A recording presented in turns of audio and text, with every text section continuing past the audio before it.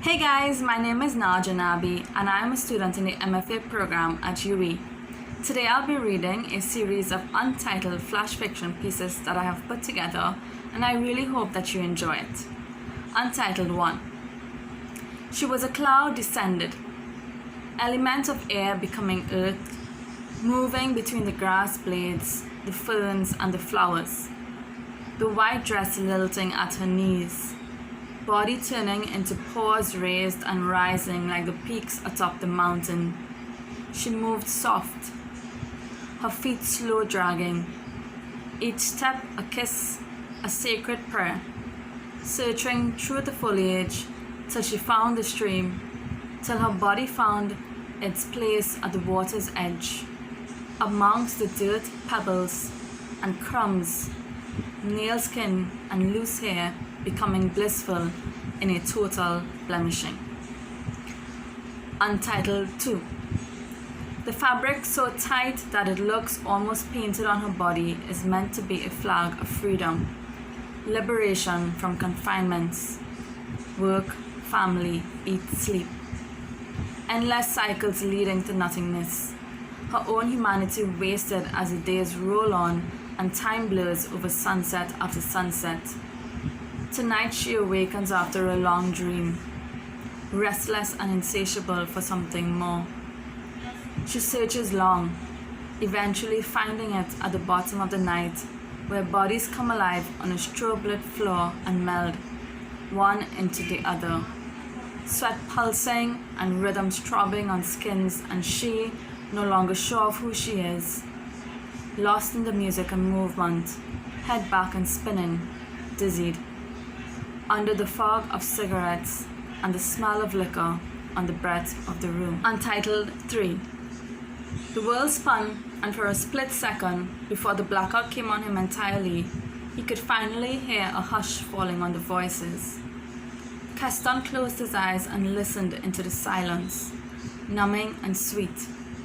It first rolled out in soft ripples from his crown to his soles until it stilled his every cell.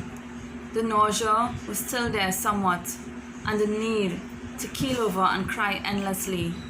But he steadied himself as he believed a man should, as he believed all men should when in the thick of battle, and down he continued to shut the feeling until it lay dead at his feet like a conquered devil. No, he refused to fall apart. He refused to ever fall apart. The quiet would do him just fine, and in it he would listen to the release of his pain. Yes, tomorrow he would see the man again, his grandfather, and he would be reminded of all the ways it hurt, of all the ways an innocent little boy could hurt. But that was for tomorrow. Today was for breathing and for peace.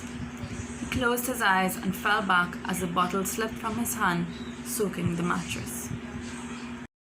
Untitled 4. Having poured out my soul, I wander through its liquid skin, searching for the words to tell my lover that has gone before me, this is it, I am done. I have no more to receive or to give. But before that, please kiss my hand, mark it with love bites that will fade, just one more time. His trail is forward. In the ears of another he will repeat the same tone spoken to me. Her smile will coil and twist in the return of his hello. It will weep for his eventual goodbye. Yet as for me, I remain here, behind, leaning into the chill of the river bleeding from my eyes. I am emptied out of the man, my muse and my monster. I will lay here and breathe and cease to think of him. I will lay here and breathe and find myself full. A new lover comes before me. It is the mossy stones and the verdant trees, the parrots calling the evening home, my own hands shivering alive in the cold stream of the river. Untitled 5. She stands in the shadows and strips herself of everything except the remaining bits of her dignity. Ripped apart, she has managed to keep these last pieces tight, somehow. Most days she isn't even sure how or why it has remained with her, but it is there. In the swallowing darkness, everything is lost except it. Her frail frame, the purple welts, the cuts, the bruised and rebruised skin. Everything is exposed, everything is consumed by that omnipresent black that has fallen upon the world. In the house to her back, the neighbors are sound asleep, unaware that she has slipped in through the holes in the fence which separates their yard. She perches on the cold tiles looking to the upstairs of the house next door, where her children lay quiet in their room. Her eyes follow to the kitchen window where the food is neatly packed away in the fridge, and then to the washed clothes which billow on the line outside. Throughout the house, the floors have been swept and mopped. Lysol perfumes the corridors. Everything is ordered, neat, and in its rightful place, except him. She takes the first step into the pool water, sinks her head and releases the memory of his feet tiptoeing out a gently opened door. She comes up, sinks her head under and releases her mother, aunts and in-laws encouraging her, "Eat girl, eat, you're looking so frail." She sinks her head and releases the sound she cannot yet describe, the sound she is wanting to drown. His belt grating her back, her shoulders, her lip skin. His fist pounding on her cheeks, his fingers squeezing her throat. She sinks further and further.